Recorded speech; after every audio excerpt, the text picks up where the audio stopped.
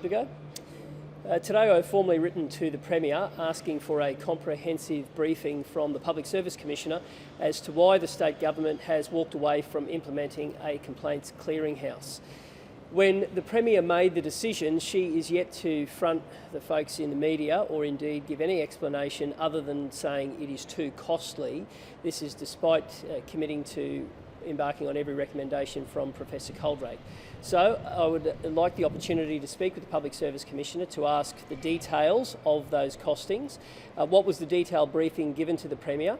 And that will help the opposition in being able to determine the best way to deliver a clearinghouse in Queensland. Today I am committing to implementing a complaints clearinghouse lock, stock and barrel. The Premier made that commitment and is walking away from it. Be under no illusions, the LNP will not be doing the same. We intend to deliver this important part of Professor Coaldrake's report.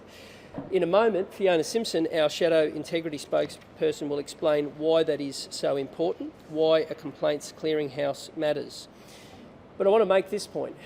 The Premier said that there would be nothing standing in the way of delivering all of Professor Coaldrake's recommendations.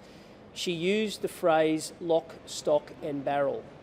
To somehow now say that it is too costly at a time when the integrity issues of her government are costing Queenslanders billions of dollars in cover-ups every day shows that it isn't about the money at all, it's because the Premier's heart isn't in it. The government doesn't believe in turning around the integrity crisis burning through this government. They see it only as a political problem, not one about the need to govern with openness and transparency. When the Premier was elected, she said that she valued being open and transparent. The actions in this third term show how far they have come from that point. The LNP believes that integrity matters. When governments give up on governing with integrity, they give up on governing for Queenslanders. To walk away from a key recommendation shows the government's heart isn't in fixing the integrity crisis. The LNP will be implementing a complaints clearinghouse lock, stock and barrel. Fiona. Thank you, Leader. The Premier's legacy in her role will be someone who will be known as walking away from key integrity measures. The Premier promised lock, stock and barrel implementation of some significant integrity measures that were put forward by Professor Coaldrake. The Coaldrake review came about because of the absolute inferno on integrity issues that has been burning through this government. It was an extraordinary report that recommended some significant reforms that the Premier said she would adopt, and now she is walking away from them. Why these Coaldrake reforms matter is because if the people of Queensland don't have a system of government that's transparent and accountable, then a range of services failed to be delivered in the way that services them. And we've seen that with the cost blowouts, particularly with our infrastructure projects, particularly with the wait times in hospitals and many other areas, also including child safety. Integrity matters in government. The complaints clearinghouse was one of those key integrity measures which was about taking away the dead letter office when people with significant integrity complaints were seeking to have someone pay attention and address them in an appropriate way. Professor Coaldrake knew that there were major issues where good people were trying to raise significant issues about integrity, issues with this government, and they were found that they were being put through a roundabout, they were being ping-ponged between different agencies, and no one was ensuring that there was a resolution where it had been appropriately addressed. There are many issues where good people stand up and speak, but they do need the protection as whistleblowers. They do need the protection of being able to know they are talking to the right agency to assess, resolve and action those complaints that can lead to better hospital services, better police services and many other areas that affect everyday Queenslanders. Lock, stock and barrel for the Premier has been completely blown. She's walked away from the complaints clearinghouse as it had been intended in the recommendation of the Let the Sun Shine In critical report by Professor Coaldrake. we still haven't seen transparency and accountability from this government about the real reasons they've walked away from this measure. Ironically, it's supposed to be a measure that's supposed to bring about greater transparency and accountability, but we haven't seen that in this Premier walking away from it. Good afternoon, Jarrod Bleijie, Deputy Leader of the Opposition. Well, if you wanted an example of the integrity crisis of this government, you'd need look no further than the train shame scandal. The train shame scandal involving Senior Minister Mark Bailey, who has been engulfed in scandals and scandals year after year. Every day we hear more of this train shame scandal. We hear of more lies, deceptions, cover-ups, blowouts. That's what we're hearing with Mark Bailey's train shame scandal. It not only is Mark Bailey, it goes to the office of the Premier. It goes to the others complicit in this cover-up, and that is, of course, the CBRC members, Minister Grace, who tells everyone just to move on from billions of dollars of budget blowouts. We've seen, day after day, more blowouts. Every time they open their mouths, there's a new blowout, a new cover-up. What has CBRC been involved in this? Has CBRC signed off on all these blowouts? Is CBRC releasing the details of all these blowouts? Are backbenchers in the Labor government being advised of all these blowouts? No. Queenslanders are being kept in the dark from all these integrity crisis, the chaos, the crisis of the Palaszczuk Labor government. The Premier is guilty of convenient and fake ignorance. Absolute guilty of fake ignorance. And she's got a lot of questions when we talk about openness and transparency. The Premier's got a few questions to answer today when she comes out of Cabinet. For example, did she sign off on the $9.5 billion, $2.4 billion blowout at CBRC on the 16th of May? If she did, why has she maintained her fake ignorance? How many other times has the government or CBRC covered up costs overruns, budget blowouts? And why do Queenslanders not deserve to know?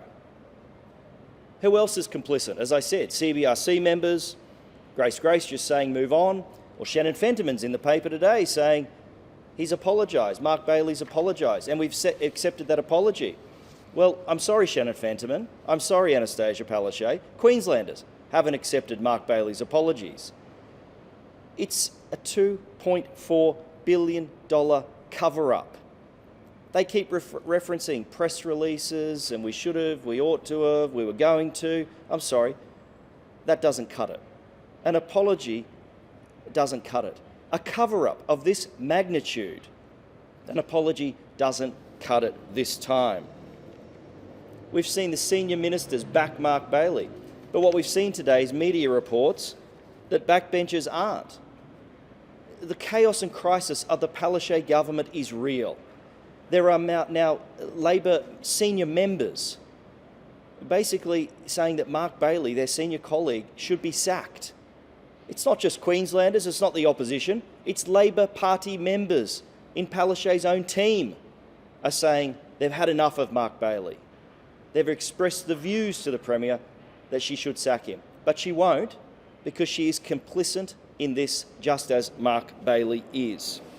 So as I say, every day that passes, the story changes, there's new cost blowouts, there's new details being leaked from CBRC, and there's more cover-ups. David. Thanks, Jarrod. Over to you. David, can you articulate what it looks like to properly, fully implement the clearinghouse accountability? Sure. I'll get Fiona to unpack the logistics of how we'd like to see it working, but I'll make this point. It's effectively triaging complaints, so you don't have the situation where people feel frustrated that they're not being listened to. And what's happening at the moment is you have complaints that are vexatious, that are consuming time, and then you have complaints that are so legitimate and they're not seeing the light of day. So a good clearinghouse will make sure that the right people are looking at the right complaints to bring justice into the situation. Do you want to unpack it further? Sure. So we have not seen the submission that the Premier put forward in respect to this, and I think that's the first thing. She needs to reveal this if they're really going to be transparent about why they've walked away from what Professor Coaldrake outlined. To merely have a electronic inbox is not a complaints clearinghouse. You actually need to have a process where people know that complaints have been appropriately triaged, that they've been assessed and put forward to the right agency. Now, there are going to be some significant issues that need to be able to be rapidly assessed and ensure that they are put forward to the right agency, to the right forum in the right time. And there'll be some other matters that may not be as serious as that. But at the end of the day, one critical thing that Coaldrake found in his assessment was that there have been people who've been raising some significant issues, but they were not being listened to. Some of these are public servants who have a heart to see real service delivery, and they were being frustrated because they did not see that addressed. So to simply have an electronic inbox doesn't in fact bring about what needs to occur, which is real transparency, real assessment, timely management, and some metrics around that, so there's actually some performance indicators and how that's addressed. No one's actually seen what's really been put forward to Cabinet, and I think that it is going to cost money to do appropriately, but it doesn't actually wash when the Premier says they've got a solution which no one's actually seen how they put that together. So you do need to commit the appropriate funding to make this work in a timely way. There is a cost in not doing things. Queensland's seen some pretty costly blowouts by people not being listened to when they were raising concerns, and they should have been listened to. Rachel, if I can be unequivocal in that, we will be implementing a complaints clearinghouse. Let's be really, really clear about that. And the Premier committed to doing the same thing, but has walked away. Now, I'm very interested to see what that briefing note says, because that was the justification for not doing it. Now, the figure we were talking about, the Premier was using was a few $1 million. Now, at a time when we are, and Jarrod has just unpacked the $2.4 billion cover-up, putting a price on integrity in this state defies any form of belief from Queenslanders who are yearning for a bit of transparency and decency in this state. So let's be very, very clear. A complaints clearinghouse will only occur if government changes in this state, because the government won't implement lock, stock and barrel. Their heart's not in this anymore. I'm looking forward to seeing that briefing note, but one thing is for certain, you can't put a price on cleaning up the integrity inferno burning through Queensland. A complaints clearinghouse will be delivered under an LNP government. Will the opposition be supporting at parties to relocation? I saw the announcement, and I was going to start by the things that we're focused on and where we'll be building from that. So consequences for actions, and that means rewriting the Youth Justice Act, unshackling the judiciary and removing detention as a last resort, and gold standard early intervention. And we are currently having a look at a number of programs, and we've indeed written to the Auditor General, looking at what works at the moment, what doesn't. But I'm going to be open-minded for any good idea wherever it comes from. And that's the difference between myself and the state government at the moment. They shut the door on anything that isn't politically aligned. I will always be open-minded to any proposal that comes forward that might have merit. Now, we're looking at a number of things at the moment, everything from education through to what early intervention looks like. But make no mistake, the youth crime crisis at the moment matters to every Queenslander, and the only way we are going to deal with this is by changing the government. And I'll make the other point. Everywhere I go, and all of the contributions I listen to in this building, one thing is for certain. Whichever perspective people come to the debate, the one common factor is that the state government has given up on listening and has given up on trying to solve the youth crime crisis. We won't, and that means looking at good ideas wherever they come from. We are open-minded to any proposal that turns kids around. On the Redlands Satellite Hospital, it's opening next Monday. How much boost is that? Queensland Health is in crisis at the moment, and it's getting worse. So what we need to do is to make sure that there are more beds at hospitals, and in the case of Redlands, they must have the intensive care unit they were promised nearly half a decade ago. Now that's our focus, and we're committed to make sure that those Queenslanders get a world-class health service. In terms of the Mark Bailey sideways when will the LNP be satisfied? Does there need to be another apology or? Well, I'm going to get the Deputy Leader to make some comments about that. But I will make this comment. You don't need an internal review to work out when a minister's excuses have run out. And no fair-minded Queenslander could look at things at the moment and believe that there has been any form of consequences paid for what was an almighty cover-up. A cover-up that goes to the highest office in this state, and that's part of the reason why Minister Bailey continues in his tenure. Westminster government matters, and if it matters to you, it matters to hold ministers accountable. And I can assure you of one thing: somebody who has covered up deliberately a blowout of that magnitude, who has a history of doing what he has done, should not have the privilege of being able to continue on his merry way, seeing projects blow out and Queenslanders left in his wake. All right, great question, Brendan. Let me be abundantly clear about Mark Bailey and the train shame scandal. He does not deserve to sit around the cabinet table. Queenslanders don't trust him. The opposition don't trust Mark Bailey. His cabinet members and backbenchers don't trust him anymore. He has gone from scandal after scandal. One of the backbenchers is quoted in media today, a Labor backbencher is quoted, in fact a senior Labor MP is quoted in the media today saying that the Premier has a soft spot for Mark Bailey. And is it the soft spot she has for Mark Bailey is why she's not sacking him? Does she have a soft spot for incompetence? Does she have a soft spot for blundering fools? Mark Bailey was called a fool by the CCC with the Mango Cube email account scandal. Seriously, Mark Bailey does not deserve to sit around the cabinet table. Queenslanders cannot trust him to deliver projects on time and on budget. And every time he opens his mouth about this train shame scandal, the story changes and he digs himself a deeper and deeper hole. This is the email from his office to his department. And they would push it aside, as Grace says, get over it everyone, move on. No, we're not going to move on. This is the email that they did not want Queenslanders to see, where his office is directing the Department of Transport and Main Roads to use the words, and I quote, delete. Delete all references to the $9.5 billion project. What does that mean? Delete the cover-up. Delete it so Queenslanders don't know what has happened here. He has been exposed for the liar that he is.